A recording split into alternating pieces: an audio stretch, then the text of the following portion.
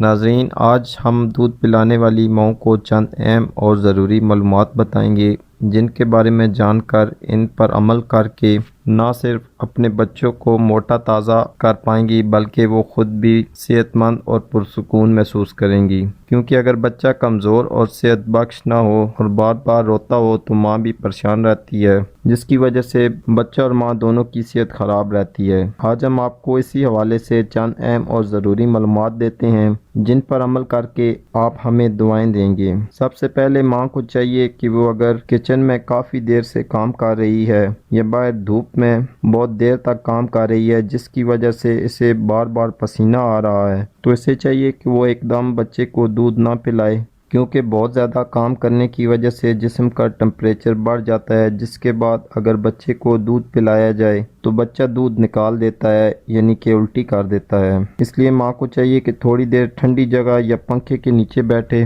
جب ٹمپریچر یکساں ہو جائے تو بچے کو دودھ پلائے۔ اس کے علاوہ ایسے بچے جو فیڈر کا دودھ پیتے ہیں تو ایسے بچوں کی ماں کو چاہیے کہ وہ بچے کو دودھ نیم گرم کر کے پلائیں، دودھ نہ تو بہت ٹھنڈا ہو اور نہ ہی گرم۔ کچھ مائیں ایسا کرتی ہیں کہ فریج سے ٹھنڈا دودھ نکال کر فیڈر میں ڈال کر بچوں کو دے دیتی ہیں، جو کہ بہت غلط ہے۔ یہ دودھ بچہ ہضم نہیں کر پاتا، جس کی وجہ سے پیٹ درد اور پیٹ خراب ہو جاتا ہے۔ اس لیے جب بھی بچوں کو دودھ پلائیں تو بچوں کو تھوڑا گرم کر کے دودھ پلائیں۔ تیسری اور اہم بات، آپ بچے کو چاہے فیڈر کا دودھ پلا رہے ہوں یا ماں اپنا دودھ پلا رہی ہو، آپ کو چاہیے کہ دودھ پلانے کے بعد بچے کو کندھے کے ساتھ لگا کر پیٹھ پر تھپکائیں تاکہ بچہ ڈکار مار لے، کیونکہ دودھ پلانے کے دوران بچے کے پیٹ میں گیس جمع ہو جاتی ہے۔ اگر اس گیس کو نہ نکالا جائے تو بچے دودھ کی الٹی کر دیتے ہیں اور بچہ رونے لگ پڑتا ہے اور ماں سمجھتی ہے کہ بچے کو اور بھوک لگی ہے،